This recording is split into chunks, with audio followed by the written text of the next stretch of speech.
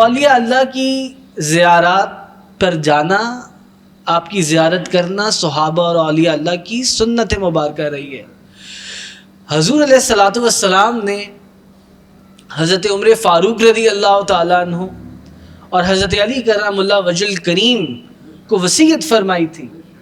آپ نے فرمایا کہ میرے وصال فرمانے کے بعد، آفٹر مائی ڈیمائز، میرے وصال فرمانے کے بعد ملک شام کی طرف سفر باندھنا، میرے وصال فرمانے کے بعد ملک شام کی طرف سفر باندھنا اور وہاں ایک اویس کرنی نامی فقیر کی تلاش کرنا۔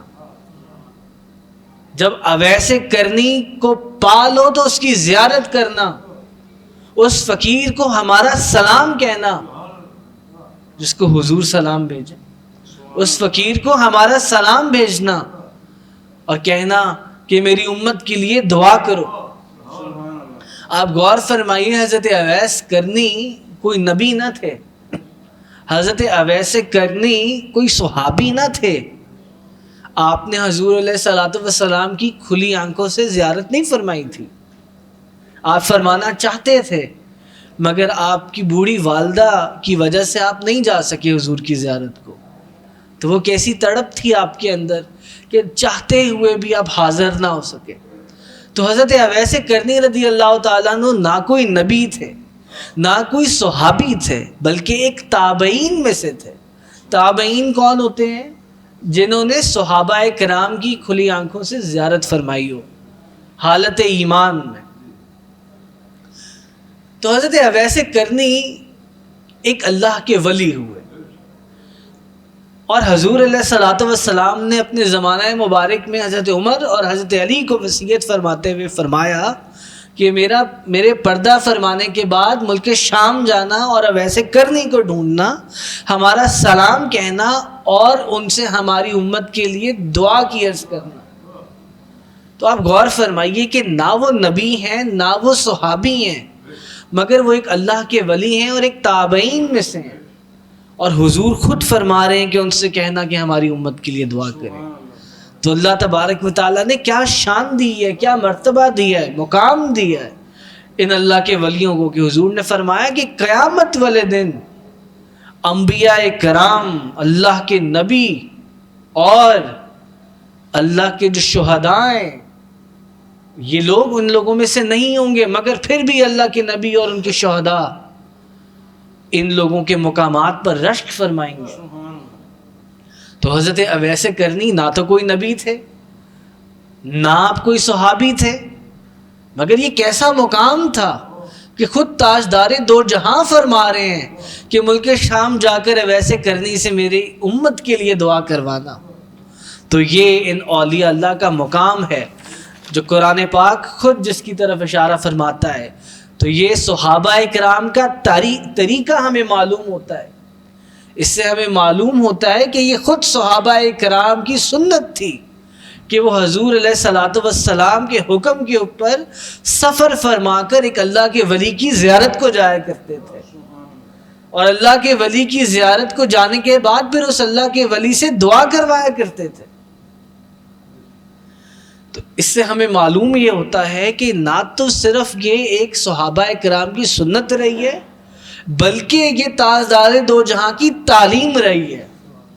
حضور علیہ الصلوۃ والسلام نے خود تعلیم فرمائی صحابہ کرام کی، اور جید صحابہ کرام کی، اور خلفائے راشدین میں سے تھے وہ صحابہ کرام، حضرت عمر فاروق، حضرت علی کرم اللہ وجہ الکریم، حضور خود تعلیم فرما رہے ہیں کہ اویس کرنی کی تلاش میں جانا، ملک شام سفر کرنا اور جا کر میری امت کے لیے دعا کروانا۔ گویا نہ تو یہ صرف یہ صحابہ کرام کی سنت رہی ہے، بلکہ یہ خود حضور علیہ الصلوۃ والسلام کی تعلیم مبارک رہی ہے۔ آپ تعلیم فرمایا کرتے تھے صحابہ کرام کی۔ ہمیں اس سے معلوم ہوتا ہے کہ اولیاء اللہ کی زیارت کو جانا ہے اور ان سے اپنے لیے، اپنے لوگوں کے لیے دعائیں کروانی ہیں۔ کیوں؟ کیونکہ یہ محبوب لوگ ہوتے ہیں اللہ تبارک و تعالیٰ کے۔ تو ہمارے پیر و مرشد نے کم و بیش 20,000 اولیاء اللہ کے مزارات پر حاضری دی ہے۔ تو حضرت موسیٰ علیہ السلام کا واقعہ بھی ہمیں قرآن پاک میں ملتا ہے کہ حضرت موسیٰ علیہ السلام نے اللہ تبارک و تعالیٰ سے عرض کی کہ یا اللہ میں تیرے ایک محبوب بندے کی زیارت کرنا چاہتا ہوں، میں تیرے ایک اللہ کے ولی سے ملاقات کا خواہش مند ہوں۔ تو حضرت موسیٰ علیہ السلام نے اللہ تبارک و تعالیٰ کی بارگاہ میں یہ دعا کی کہ یا اللہ مجھے اپنے دوستوں سے ملا، یا اللہ اللہ کا ولی، ولی اللہ ہوتا کون ہے؟ اللہ کا دوست، یا اللہ مجھے اپنے دوستوں سے ملوا۔ تو پھر وہ سارا واقعہ کہ حضرت موسیٰ علیہ السلام کو ایک مقام کے اوپر حضرت خضر علیہ السلام سے ملاقات ہوتی ہے۔ اور حضرت خضر علیہ السلام کون تھے؟ روایات میں ہے کہ نہ وہ ولی تھے، نہ وہ نبی تھے، نہ وہ صحابی تھے، بلکہ وہ ایک ولی اللہ تھے۔ حضرت خضر علیہ السلام ایک اللہ کے ولی تھے، اور کون خواہش مند ہے ان سے ملنے کے لیے؟ ایک نبی، ایک ولی نہیں، ایک نبی حضرت موسیٰ علیہ السلام۔ انہوں نے خود خواہش فرمائی، خود دعا فرمائی کہ یا اللہ مجھے کسی اپنے دوست سے ملوا۔ گویا یہ اللہ کے ولی اللہ کے دوست ہوتے ہیں، اللہ کے محبوب لوگ ہوتے ہیں۔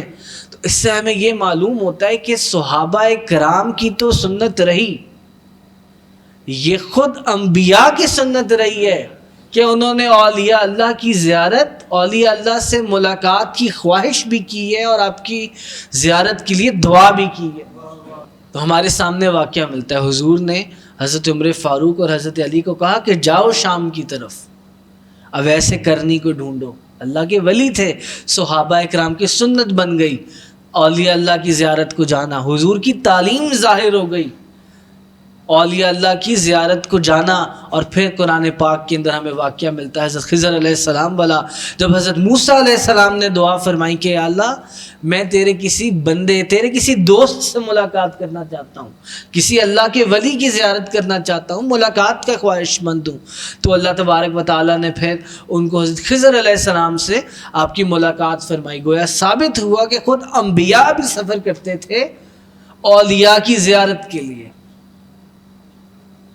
اور اولیاء کی زیارت کو خود اولیاء نے بھی پسند فرمایا ہے، کہ خود اولیاء اللہ کی بھی سنت رہی ہے۔ حضرت داتا گنج بخش رحمۃ اللہ علیہ کے مزار پر میاں شیر محمد صاحب شرپوری رحمۃ اللہ علیہ شرپور شریف سے پیدل تشریف لایا کرتے تھے۔